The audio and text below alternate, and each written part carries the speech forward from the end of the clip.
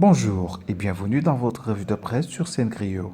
À la une aujourd'hui, les journaux se concentrent essentiellement sur la reprise des cours prévue ce 25 juin par le gouvernement. Après avoir décidé de réouvrir les écoles le 2 juin passé, le gouvernement avait fini par reporter samedi cette décision en raison de la contamination de la COVID-19 chez certains enseignants.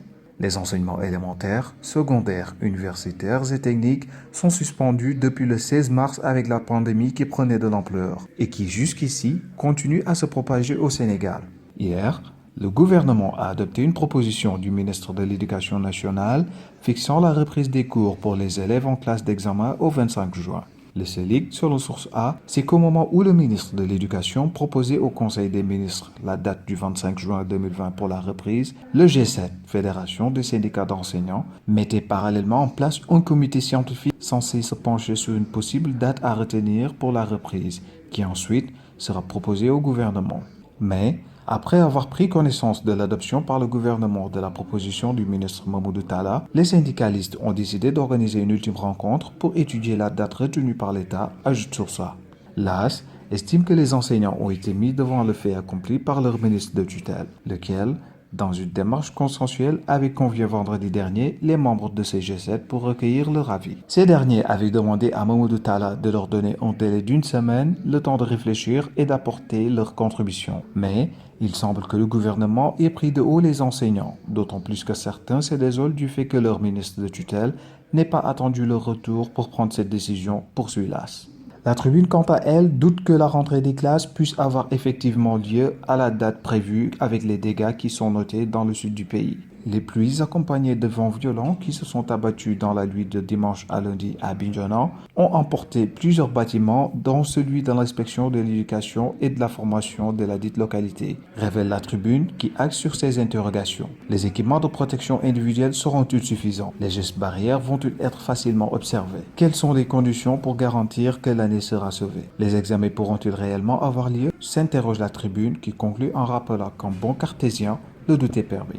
Walf Quotidien est également dubitatif sur l'effectivité de cette reprise à la date indiquée par le Conseil des ministres et demande aussi si cette date du 25 juin sera la bonne pour reprendre les cours. Rappelant également que le premier rapport de la reprise étudiait la contamination de certains enseignants qui étaient convoyés dans les différentes régions du Sénégal. Rapport qui s'expliquait aussi par la non-préparation notée dans les établissements scolaires, surtout concernant le protocole sanitaire arrêté par le ministre pour éviter la contamination des enseignants et des élèves, ajoute Walf Quotidien.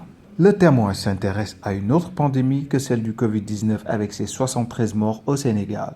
Selon Témoin, le Covid-19 est doublé aujourd'hui par la pandémie du foncier qui ravage le littoral. Des constructions irrégulières et agressives ont poussé de partout comme des champignons sur le linéaire côtier de Dakar, sans aucun respect des codes du domaine public national, de l'environnement, de l'urbanisme, voire même de l'hygiène, nous fait savoir le Témoin qui revient ici sur la polémique liée à l'occupation des terres de la façade maritime de Dakar par des personnes qui, en vertu de la loi, n'avaient pas le droit de s'installer sur cette partie de la ville. Le paroxysme de l'agression est atteint quand la falaise des Mamelles, qui allait l'historique phare de Dakar, est agressée en contrebas par des criminels écologiques dont le seul but est de construire des palais, les pieds dans l'eau, commente le journal. Sud Quotidien se préoccupe de la pénurie d'eau à Dakar. L'eau est devenue presque introuvable dans plusieurs quartiers de Dakar et de sa banlieue, et ce, depuis plusieurs semaines. Une situation déjà vécue par plusieurs ménages sénégalaises qui attendaient de l'État une solution définitive. Mais, depuis 7 ans, ajoute Sud Quotidien, les gouvernants affichent leurs impuissances. Enquête parle du parcours professionnel et de la vie de famille des gardes des Sceaux, ministre de la Justice et avocat Malick Sall. Maître Malick Sall aurait pu être l'homme qu'il faut à la place qu'il faut à la tête du département de la justice. Pour beaucoup, il s'est plutôt révélé comme un homme clinquant et partisan, lit-on dans le journal. Issu d'une famille de marabouts, l'avocat est réputé d'une grande générosité. Il a contribué à l'adhésion de la Guinée-Bissau à l'Union économique et monétaire ouest-africaine et a défendu des chefs d'État, révèle l'enquête. Il lui est reproché un manque criant de distance et de neutralité dans certains dossiers, dans ce portrait qui lui est consacré dans le journal Enquête. C'était votre revue de presse sur Seine-Griot. Merci de nous avoir suivis et bonne lecture.